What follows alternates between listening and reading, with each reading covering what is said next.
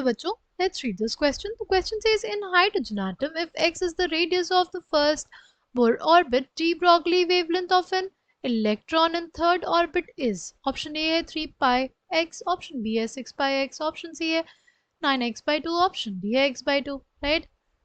Key concept for this question is,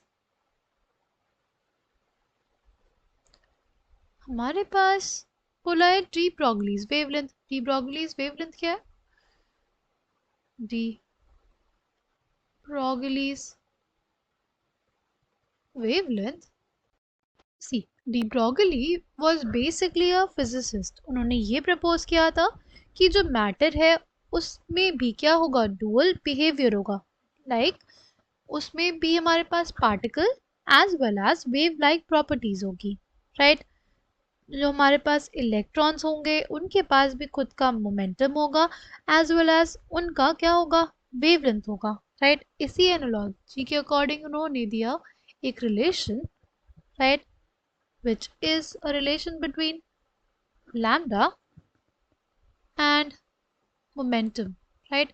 Lambda को उन्होंने बोला h by p. Right? Where यहाँ पे हमारे पास p क्या है? p is momentum.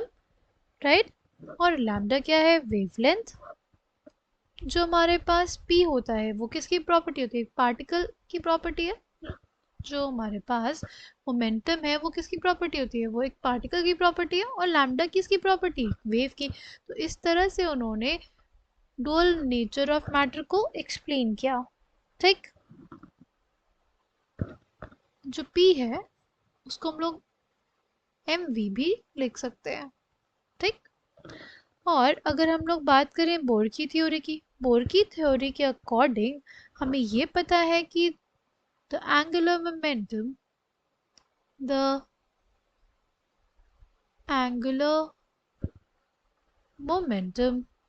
of an electron is quantized. This is according to the Bohr's theory. Right? According to Bohr's theory, angular momentum is quantized. Angular momentum is basically equals to mvr is equals to nh by 2 pi. Right? Where n can be 1, 2, 3. Right? Now, इससे अगर हम लोगों को h upon M we लिखना हो तो वो किसके बराबर हो जाएगा? यहाँ से अगर हम लोग लिखें h upon M V which is equals to the wavelength, किसके बराबर हो जाएगा वो बेसिकली हमारे पास हो जाएगा 2 पाई आर बाय एन. राइट? इसके बराबर हो जाएगा 2 पाई आर बाय एन. यहाँ पे ये जो r है ना, ये क्या होता है? ये होता है basically the radius of the orbit in which electron is moving. Right? यहाँ पे हमारे पास थर्ड ऑर्बिट की बात की है तो यहाँ पे रेडियस हो जाएगा हमारे पास थर्ड ऑर्बिट का. ठीक? n क्या है यहाँ पे? n इज बेसिकली डिपिक्ट कर रहा है क्या कि क्वांटाइज्ड होता है हमारे पास क्या, एंगुलर मोमेंटम. नाउ अगर हमें निकालना है radius of the third orbit, किसके बराबर हो जाएगा? वो हो जाएगा R naught n square by Z के. R naught is basically the radius of the first orbit. जो क्वेश्चन के अकॉर्डिंग हमें कितना दिया हुआ है? एक्स दिया हुआ है. राइट? हमारे पास एन कितना है? 3 स्क्वायर हो जाएगा क्योंकि हमें बोला है कि थर्ड ऑर्बिट में देखना है. किसके लिए देखना है? हाइड्रोजन एटम के लिए देखना है, इसलिए z1 हो जाएगा.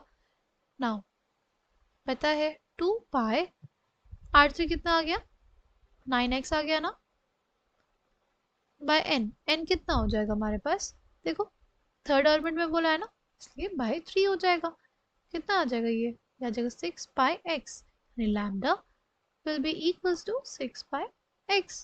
Coming back to the question, correct answer for this question will be option B. I hope you understood it well. Thank you and all the best.